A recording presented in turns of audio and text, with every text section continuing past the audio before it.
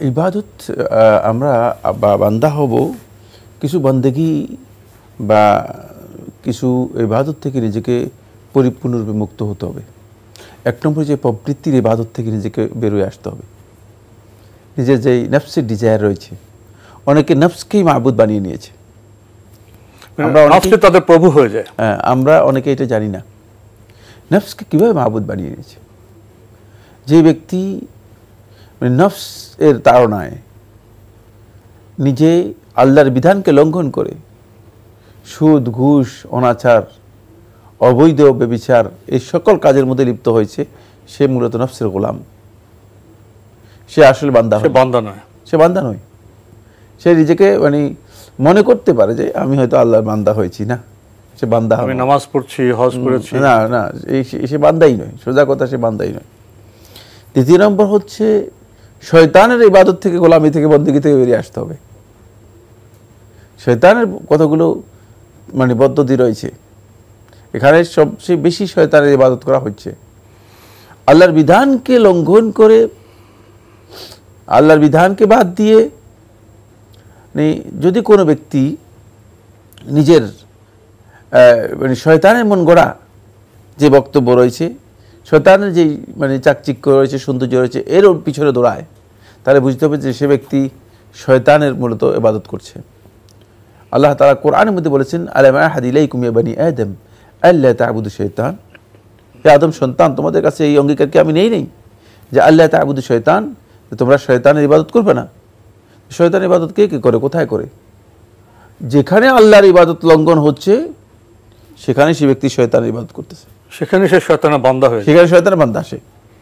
যিনি মনে করেন সালাতে অংশগ্রহণ করছেন না, চুপচাপ আযানও শুনছেন, ইকামতও শুনছেন, আবার দোকানের মধ্যে বসে আছেন, সে নিশ্চিত শয়তানের বান্দা। সে শয়তানের বান্দা, আল্লাহর বান্দা নয়। সে হয়তো মনে করেছে যে আমি আল্লাহর বান্দা, না, সে শয়তানের বান্দাই করতেছে আসলে। কারণ ইবাদতের সে শয়তানকে অনুসরণ করছে, আল্লাহর বিধানকে অনুসরণ করছে না। আজান দেয়া হচ্ছে, আল্লাহর দিকে ডাকা হচ্ছে, আর আল্লাহর আহ্বান শুনতেছে, তারপরে সেখানে আসছে না, বুঝতে হবে যে সে ব্যক্তি শয়তানের বান্দা। 3 নম্বর হচ্ছে ও আবাদাত তাগুত। তাগুতের বন্দেগী থেকেও নিজেকে বের করতে হবে। শয়তান ছাড়াও কিছু, শয়তান একটা বড় তাগুত, শয়তান সবচেয়ে বড় তাগুত। শয়তান ছাড়াও কিছু তাগুত আছে যারা নিজেদের ইবাদতকে